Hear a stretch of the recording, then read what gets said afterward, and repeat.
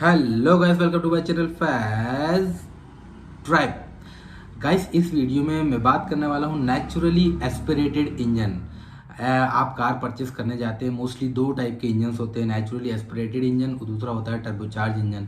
बहुत से लोगों को पता होता है, लेकिन आपको ये भी नहीं पता होता कि मुझे किस टाइप की कार परचेस करना चाहिए। अब देखिए, बात करें अपन, जब आप कार का बोनेट ओपन करते हैं तो आप कितना सारा तामझाम देखते हैं इंजन के अंदर, फलाना ढिकाना, छोटा सा लेके बड़ा। प्रोसेस बाय प्रोसेस मैं आपको समझाऊंगा तो बहुत इजीली वे में आपको समझ में आएगा। और इस वीडियो के माध्यम से मैं इस तरीके से आपको नेचुरली एस्पिरेटेड इंजन के बारे में क्लियर करूंगा कि आप कभी नहीं भूलेंगे, आपके दिमाग में वो फिट बैठ जाएगा।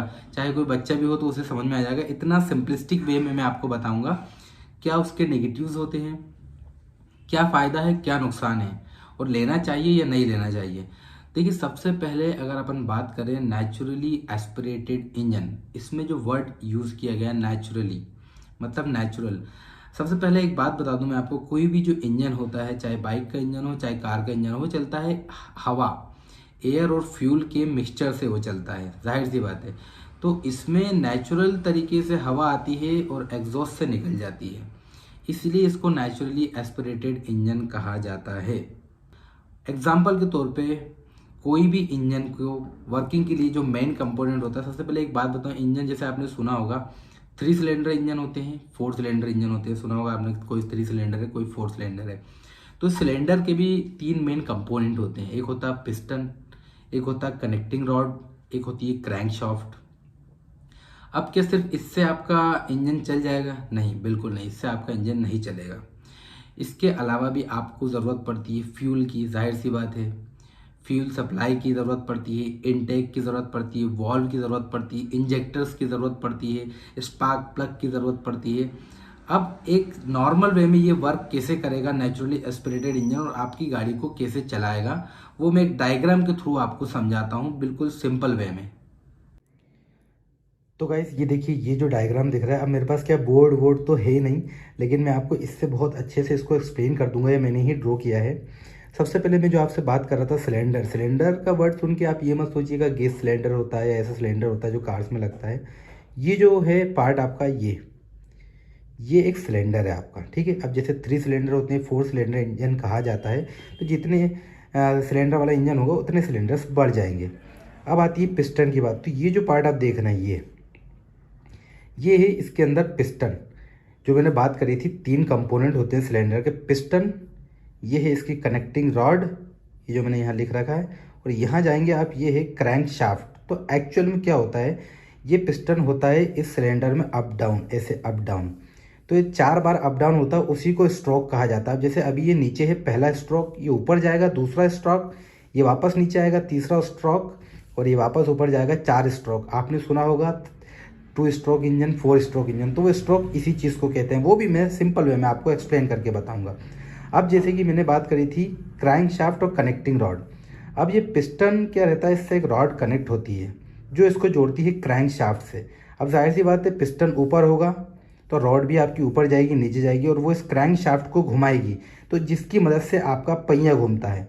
तो यहाँ पे ये चीज़ तो आपको क्लियर हो गई कि ये piston, connecting rod, crank shaft का क्या काम है। अब बात आती है नेचुरली एस्पिरेटेड इंजन की। तो देखिए भाई, ये बहुत से तामझाम होते हैं इसमें, अलग भी, छोटे छोटे बड़े बड़े। मैं एक सिंपल वे में समझा रहा हूँ, इसलिए मैंने खाली इतना ही तामझाम आप लोगों के लिए यहाँ पे क्रिएट किया है। अब बात करते हैं, देखिए ये जो है इनटेक वॉल्व, मतलब जहाँ से आता है, और ये जहाँ से जाता है, ये एग्जॉस्ट वॉल्व है जहाँ से जाता है। अब मान लीजिए नेचुरली एस्पिरेटेड इंजन में क्या होता है कि इनटेक वॉल्व से एयर आती है, ये पहले यहाँ से एयर आई, ठीक है।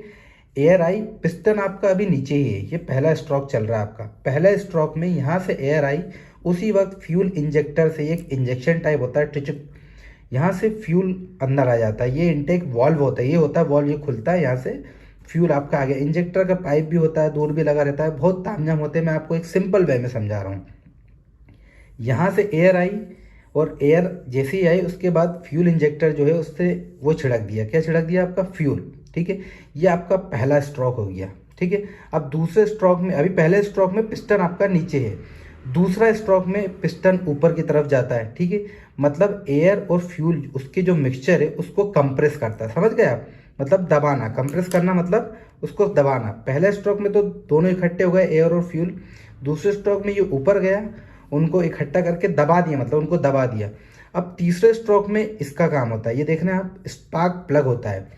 जैसे आप इग्निशन मारते हैं तो स्पार्क प्लग में करंट, मतलब एक कह सकते हैं ब्लास्ट पैदा होता है। तो जैसे ही ब्लास्ट पैदा होता है, धड़ से वापस नीचे जाता है। वो होता है आपका तीसरा स्ट्रोक, जिसको कंबस्चन स्ट्रोक भी कहा जाता है। समझ गए आप तीनों स्ट्रोक? पहले में यही है, एयर और फ्यूल आ गया, दूसरे में उसको इसने कंप्रेस कर दिया, तीसरे में यहाँ से ब्लास्ट हुआ तो नीचे आ गया, चौथे में वापस ऊपर गया तो ये एग्जॉस्ट वाल्व, मतलब यहाँ से साइलेंसर के द्वारा गैस बाहर निकल जाती है। ये होती है एक नेचुरली एस्पिरेटेड इंजन की प्रोसेस।